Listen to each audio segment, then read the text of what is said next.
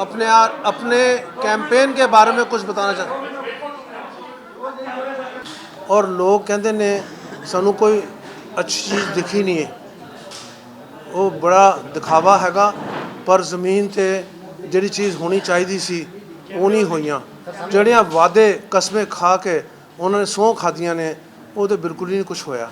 तो उसका मतलब यही है कि वो कस्में वादे वोट लैण वास्ते सीगे और उन्हों का अंजाम यही होएगा कि लोग हुण जवाब देंगे वोटां नाल। पाकिस्तान के जो जेल मंत्री हैं उनका एक बयान है कि इस करतारपुर कॉरिडोर का नाम जो है वो खालिस्तान रखा देना चाहिए, और पंजाब के सीएम ने भी ये आशंका जताई थी कि रेफरेंडम 2020 को हवा देने के लिए पाकिस्तान सिखों की भावनाओं के साथ खेल करके ये करतारपुर कॉरिडोर वाला जी इसके पीछे जी मैं तो अपने विचार यही रखता हूँ कि पाकिस्तान ऐसा देश है जिसमें जो लोग बयान करते हैं वो उसमें सच्चाई कम है, झूठ ज़्यादा है। ऊपर से लेके नीचे तक जब झूठ बोलना शुरू कर देते हैं तो उसमें फिर कोई कसर नहीं छोड़ते। मेरी इस किताब में मैंने स्टीवन कोहेन जैसे बंदे को बोला कि आपकी नॉलेज पाकिस्तान के बारे में कम है, मैं ज़्यादा जानता हूँ। वहाँ पे जब ज़रूरत पड़े प्रेसिडेंट से लेके नीचे तक सोल्जर तक सब झूठ बोलते हैं, तो उसका रिएक्शन देखने लायक था।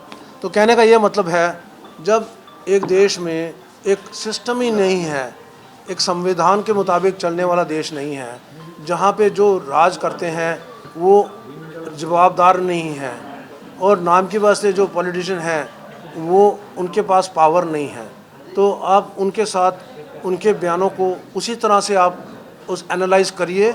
मुझे तो यही लगता है कि हमको सोच समझ के करना चाहिए, जो हमारे हक़ में है वही करना चाहिए और हमें उनके बयानों से ये गलतफहमी हमको नहीं होनी चाहिए। और हम कहेंगे कि उनका जो इरादा है हिंदुस्तान के ख़िलाफ़ नापाक है, क्योंकि वो देख नहीं सकते, वो सह नहीं सकते हमारी तरक्की। हमारी तरक्की को कोई रोक नहीं सकता, क्योंकि हमारे साथ कंपैरिजन वो कैसे करेंगे। हमारे देश में एक कॉन्स्टिट्यूशन है, हमारे देश में एक डेमोक्रेसी है जो कि हर 5 सालों में उसकी टेस्ट मिलता है आपको, और कोई बनता है कोई नहीं बनता है, तो लोग बनाते हैं और लोग ही उनको भेजते हैं घर। तो इसलिए उसके अलावा हमारे पास आर्म्ड फोर्सेस हैं जो अपॉलिटिकल हैं, जिन्होंने हमेशा जो दिया हुआ टास्क था संविधान के तरीके से लॉफुल ऑर्डर्स को हमेशा माना है और देश के लिए कुर्बानी करते रहे, करते जाएंगे। तीसरी बात, हमारा जो सिविल सर्विस है वो भी कुछ एक्सेप्शन को छोड़ते हुए बाकी वो भी एक स्टील फ्रेमवर्क है और वो अपना रोल अदा कर रही है। और हमारा जो मीडिया है वो भी एक बहुत अहम एक पिलर है हमारे देश का।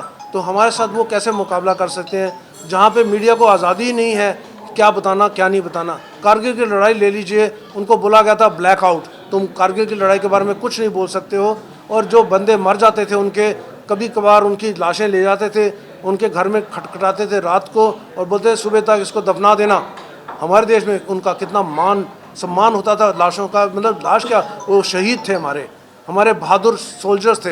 हर गांव में उनकी इतनी शान के साथ उनके अंतिम रीति की गई। तो ये कोई मुकाबला नहीं कर सकते हम तो बहुत आगे निकल गए हैं। We are not in the same league. Pakistan के लोग अभी पता क्या कर रहे हैं, वो अपने हुक्मरानों को कह रहे हैं भाई कश्मीर का बात छोड़ो, जो पाकिस्तान का बचा हुआ हिस्सा है ना उसको तो कम से कम संभालो, उसको तो गवर्न करो, नहीं तो वो भी खो बैठोगे।